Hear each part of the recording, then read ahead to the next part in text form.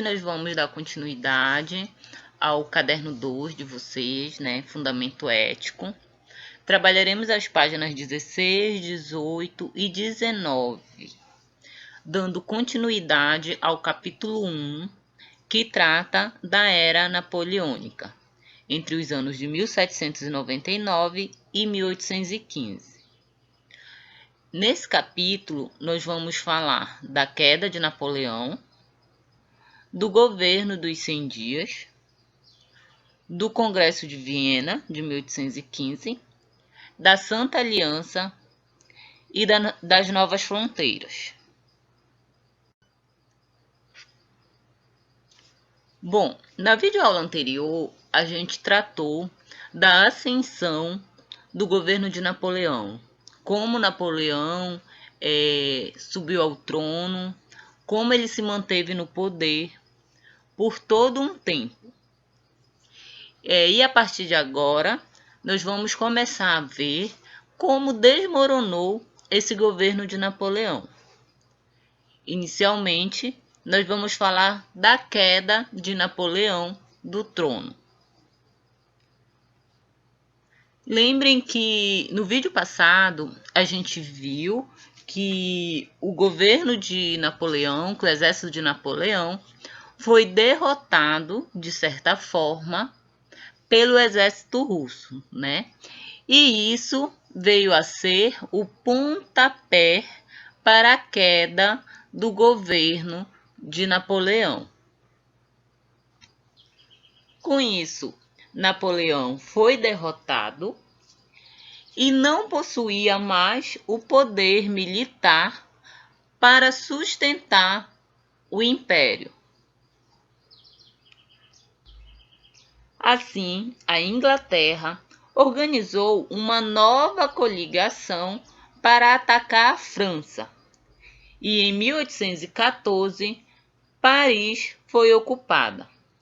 Em meio a isso, Napoleão renunciou ao trono, retirando-se com seus familiares e colaboradores para a ilha de Elba, no mar Mediterrâneo. Com isso, o governo da França é entregue a Luís XVIII. Em meio a esse governo meio que provisório de Luís XVIII, a população francesa temia que Napoleão voltasse a ocupar o trono. E com isso, o Napoleão ele decidiu fugir de Elba e retornar e retomar o poder na França. Com a retomada de Napoleão, em março de 1815, Luís XVIII foge da França e Napoleão retoma o governo novamente. E a primeira decisão de Napoleão em meio a isso foi reorganizar o exército para assim atacar as forças inimigas que estavam na Bélgica, antes que essas voltassem a atacar a França novamente e ameaçar o seu governo. Mas nada disso adiantou, uma vez que Napoleão foi definitivamente derrotado na Batalha de Waterloo. Com isso, esse novo período que Napoleão esteve no governo durou em torno de 100 dias. Por isso, ficou denominado de governo dos 100 dias, que foi essa breve retomada de Napoleão ao trono, ao poder. E após isso, Napoleão rendeu-se aos ingleses, que o enviaram como prisioneiro para a ilha de Santa Helena, no Oceano Atlântico, onde Napoleão veio a falecer em 5 de maio de 1821. E com isso encerra-se o governo de Napoleão, né? Encerra-se a Era Napoleônica.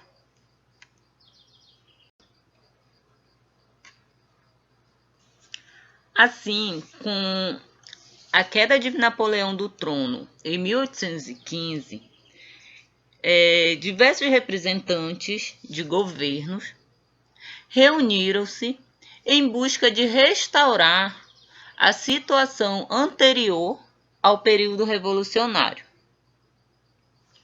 assim como também ao período anterior às guerras napoleônicas. As principais decisões em meio a essa reunião ficou a encargo do Reino Unido, da Austrália, da Rússia e da Prússia. E a mais importante dessas decisões tinha como foco o princípio da legitimidade.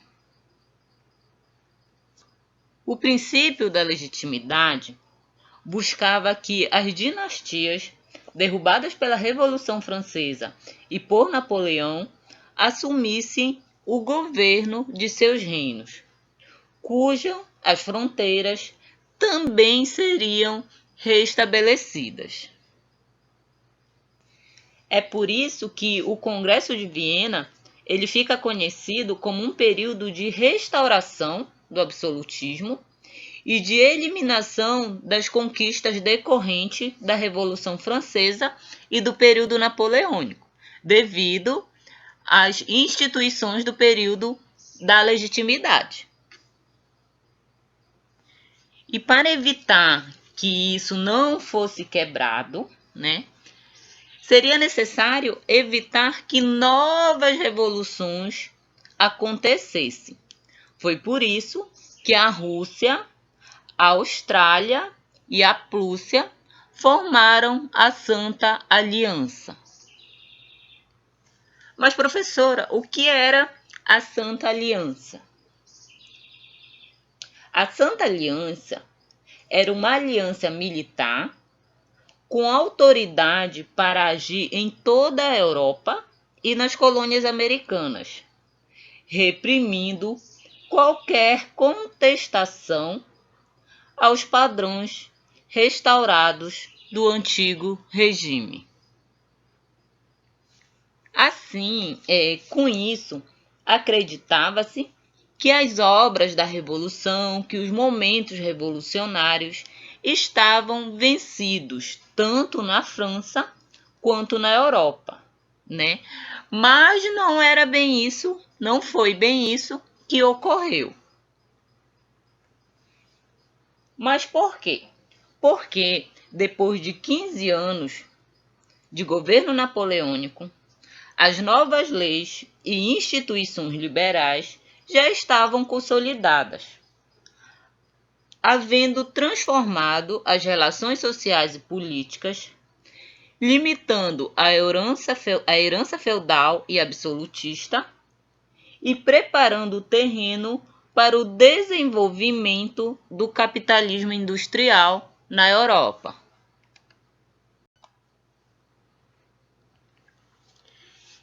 Em meio a isso, vamos ver como foi que se estabeleceram as novas fronteiras da Europa, né? Após derrota de Napoleão e a instauração desses novos governos. Nesse mapa da Europa, que foi desenhado pelo Congresso de Viena, a gente consegue observar que os grandes vencedores desses embates foram a Rússia e a Prússia, que foram grandes potências emergentes que alargaram os seus domínios. Já o Império Austríaco da Áustria sobreviveu, embora com menos poder sobre os estados germânicos do norte. Já a França foi derrotada, mas, no entanto, preservou o território que possuía antes da expansão napoleônica, certo?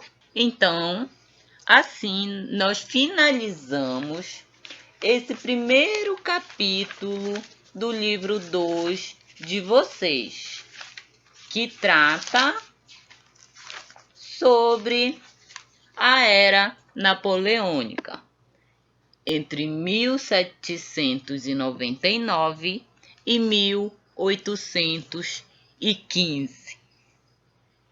Em relação a essa videoaula, eu deixo para vocês as páginas 17 e 19, que são páginas de atividade nas quais vocês devem responder.